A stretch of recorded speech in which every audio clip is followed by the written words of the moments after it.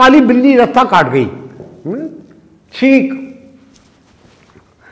बहुत डरते हैं लोग। अबे बाबा मैं तो काम को जा रहा था, छींक दिया, बताइए क्या है?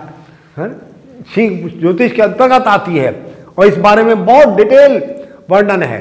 काली बिल्ली, अरे बाबा रास्ता काट गई, बस जी जाओ मत। एक जगह क्या हुआ, मार्ग में से काली बिल्ली रास्ता काट गई, गाड़ी रोक दी। वो जाके बराबर की झाड़ी में घुस गई थी। पीछे से दूसरी गाड़ी आई, तीसरी गाड़ी आई, 10-20 गाड़ी इकट्ठी हो गई।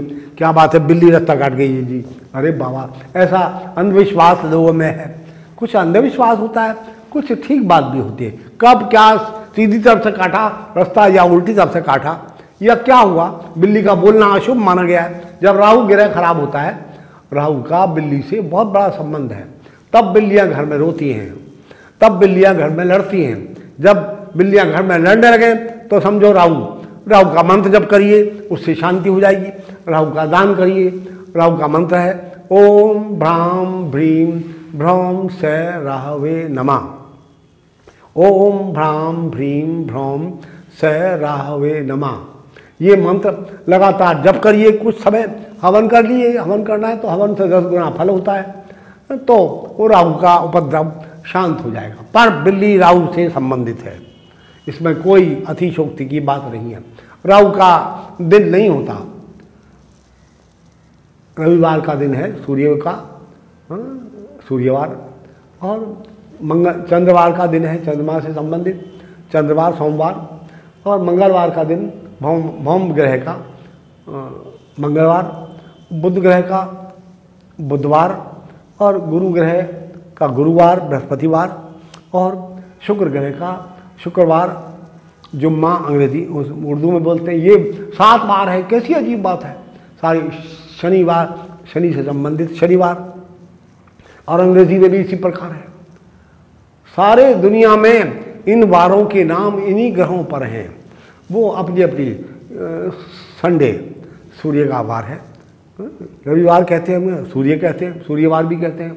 वहाँ संडे कहते हैं, सन कहते हैं सूर्य को, मंडे मून को, मून के द्वारा मंडे बन गया।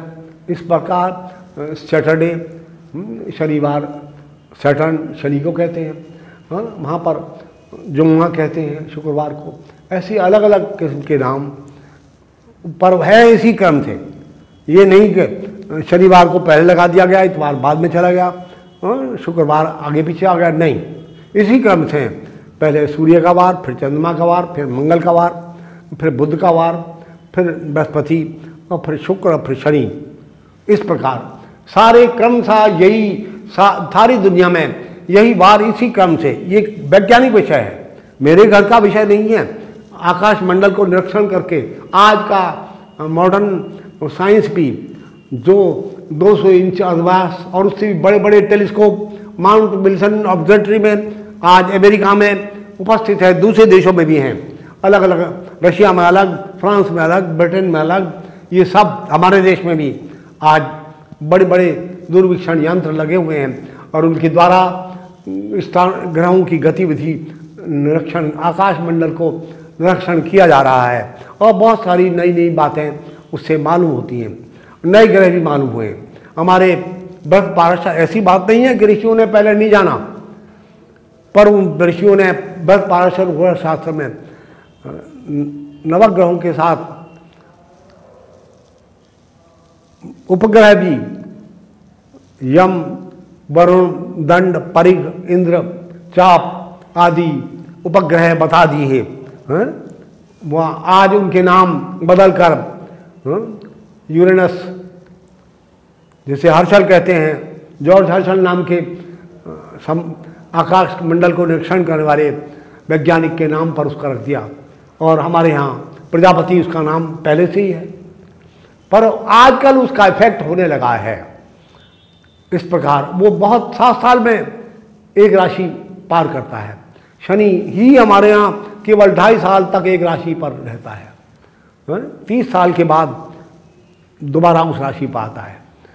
सूर्य 1 महीने में एक राशि पार कर लेता है, चंद्रमा 2.25 दिन में एक राशि पार कर जाता है, सबसे तेज चलता है।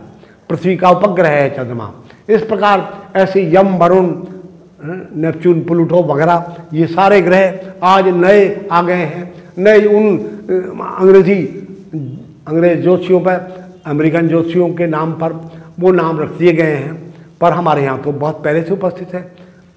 ग्रंथ तो अब लिखे नहीं गए, बहुत पहले लिखे गए। ऋग्वेद में देखो सही, ऋग्वेद आज से कितने लाखों साल पहले लिखा गया, पर वेस्टर्न वैज्ञानिक नहीं मानते इस बात को। वो कहते ऋग्वेद के संबंध में गणना की कि ईसा से 75,000 वर्ष पहले ऋग्वेद लिखा गया।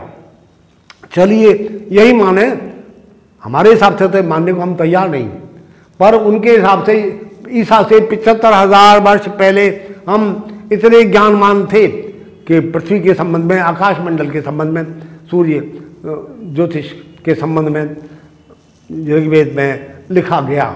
आयुर्वेद के संबंध में अथर्ववेद से ही आयुर्वेद निकला है। सारा जड़ी बूटी विज्ञान और बहुत सारी बातें, सारा संगीत विज्ञान, शब्द विज्ञान के संबंध में सामवेद में उपस्थित हैं सारी बातें। वेद हमारे पराविद्याओं से भरे पड़े हैं, और आज वेदों का अर्थ करने वाले लोग नहीं हैं।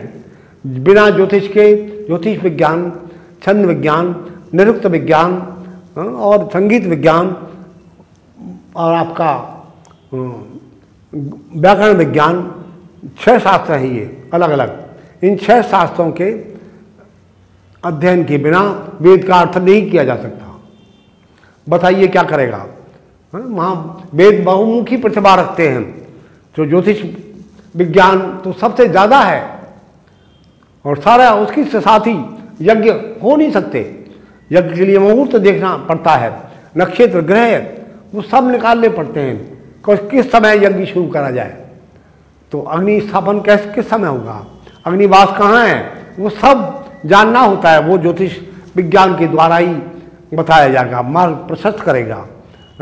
आयुर्वेद बिना मुहूर्त देखे कौन सी तिथि को कौन सी औषधि उखाड़े तो वो ज़बरदस्त प्रभाव करती है। जंबर जी आया उखाड़ लिया दवाई को, नहीं, ये हमारे विज्ञान में, हमारी संस्कृति में नहीं है। इस प्रकार योग, ज्योतिष, आयुर्वेद ये तीनों को मिला दिया, पर ज्योतिष ही इसमें मुख्य है। इसलिए ज्योतिष विज्ञान हमारे नेत्र हैं, हमारा मार्गदर्शक है, भविष्य दर्शक है। ज्योतिष के द्वारा क्या कुछ नहीं हो सकता। कौवा क्या बोल रहा है, क्या कह रहा है, कुछ मालूम नहीं आपको, बस काम कर रहा है।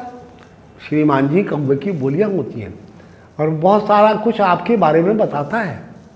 पर हमारे माता जी, बुढ़ी दादी, नानी, अरे कोई बोला प्राचीन, आज से मुझे मालूम है 55 साल 60 साल पहले माता जी का जी कुत्ता, कौवा बोल रहा है जी, उड़ जा भाई, उड़ गया तो एकदम मेहमान आ जाएगा, ऐसा विश्वास करते थे वो लोग। बताइए, कौवा किसी की खोपड़ी पर बैठ जाए, आज भी आप ध्यान रखिए, कौवा बिना मतलब के आपकी खोपड़ी पर टच करके चला गया तो समझ लो मृत्यु तुल्य कष्ट आपको आने वाला है। कभी गलत नहीं होगा, सावधान हो जाइए, दुर्घटना हो जाएगी, कोई कुछ गड़बड़ होने वाली है। और भी कितनी बातें ऐसी हैं कौवे के द्वारा, 250-300 बातें हैं जो आपके भविष्य के संबंध में और देश के भविष्य के संबंध में, नगर के भविष्य के संबंध में, कुछ सारे शहर पर आपत्ति आने वाली है, वो कौवे बता देते हैं।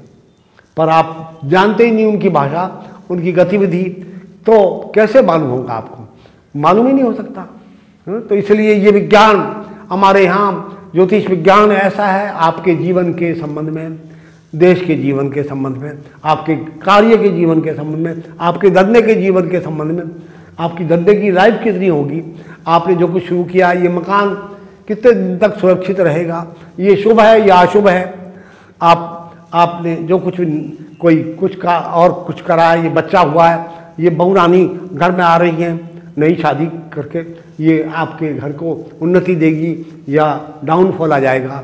जो कुछ भी ये नई मेरे मित्र नए पार्टनर बने हैं, इससे मेरे जीवन में, मेरे बिजनेस में, मेरे भाग्य में कैसा परिवर्तन आएगा, ये सब बातें एक एक जीवन के, भविष्य के संबंध में बाल की खाल निकाली जा सकती है। सब कुछ सत्यता पूर्वक मार्गदर्शन ज्योतिष के विज्ञान के द्वारा सही सही किया जा सकता है।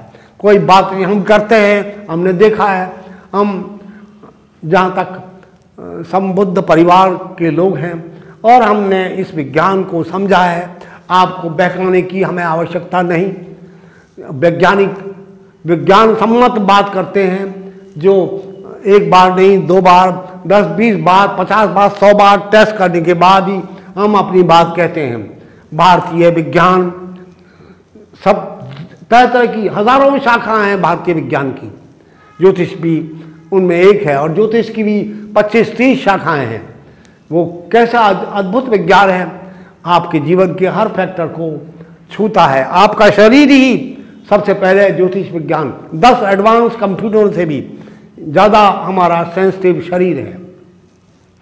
कैसी अजीब बातें होती हैं इस शरीर में और कैसा बता देता है।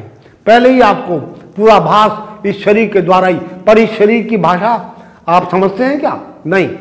आपके हाथ में खुजली हो रही है, बिना किसी कारण खुजली की बीमारी नहीं है आपको, हाथ में, सीधे हाथ में खुजली होने लगी, समझ लीजिए बस कुछ लाभ होने वाला है, पक्का कभी खाली नहीं जाएगा। आपके पैर में खुजली होने लगी तो श्रीमान जी आप तिल निकल आए, यहाँ कुछ मुँह पर, कहाँ तिल? यहाँ, यहाँ, यहाँ, यहाँ माथे पर, बीच में, नाक पर, हाथ में, कहाँ कैसा है? किसी रेखा के मध्य में। ये रेखा कैसी हो तो क्या ये अंगूठा किसी आदमी का सीधा बिल्कुल राइट एंगल बनाता है, जैसा मेरा आप देखते हैं। हाँ, अंगूठा दब खींचने पर उल्टा दबता नहीं है, फ्लेक्सिबल नहीं है, तो सीधा है। तो ये आदमी स्वतंत्र विचार के होते हैं, जिनका अंगूठा बिल्कुल सीधा हो। मैं लगभग 15 वर्ष से आश्रम में आ रही हूँ। गुरुजी के आशीर्वाद से मुझे बहुत ही शांति और बहुत ही अच्छा अनुभव होता है। मैं जब यहाँ पर आई थी, कुछ समस्याएं थी हमारे परिवार में, बाहर की समस्याएं थी, अंदरूनी समस्याएं तो नहीं थी, लेकिन गुरुजी के सानिध्य में हवन करते हुए उनके आशीर्वाद से सारी समस्याएं अपने आप ही किस तरह से उनका निराकरण हो गया, हमें कुछ पता ही नहीं चला। और यहाँ पर आकर के हम हर ये नवदुर्गाओं में हवन करते हैं। हवन करके मन को इतनी शांति प्राप्त होती है। अगर किसी वजह से किसी दिन ना आ पाएँ तो ऐसा लगता है जैसे हमसे पता नहीं क्या छूट गया और अब उसको कैसे हम करें। गुरुदेव का आशीर्वाद तो इतना ज़्यादा है कि बता नहीं सकती। और जो उनके चेहरे का तेज है वो देखने लायक है। मैंने बहुत से संत देखे, लेकिन ऐसा चेहरे का तेज किसी भी संत में नहीं होता जैसा उनका तेज है। जो उनकी वाणी में असर है, जो उनका अनुभव है, जो उनका ज्ञान है, इतना गहन ज्ञान है और जिसको कि वो शब्दों में तो इतना वर्णन भी नहीं कर पाते हैं, लेकिन ज्ञान उनका बहुत अपने जो अंदर से उन्होंने अपने अनुभव से प्राप्त किया है, वो उनकी बहुत ही कठिन साधना के कारण हुआ है। हर कोई इतनी साधना नहीं कर सकता। गुरुदेव ने इतनी ज़्यादा कठिन साधना की है। हम तो अगर उनका एक तिल मात्र भी ग्रहण कर लें तो बहुत बड़ी बात है। गुरुदेव का बहुत बड़ा आशीर्वाद है हमारे ऊपर। और देखिए आश्रम में इतना सबको करवाते हैं, ये करके सबको एक सन्मार्ग पर ले जा रहे हैं। सभी इससे फ़ायदा उठा सकते हैं और उठाते हैं। इतना अच्छा हवन, इतना अच्छा दुर्गा सप्तशती का ये सब कहीं भी नहीं मैंने देखा आज तक जितना गुरुदेव के आश्रम।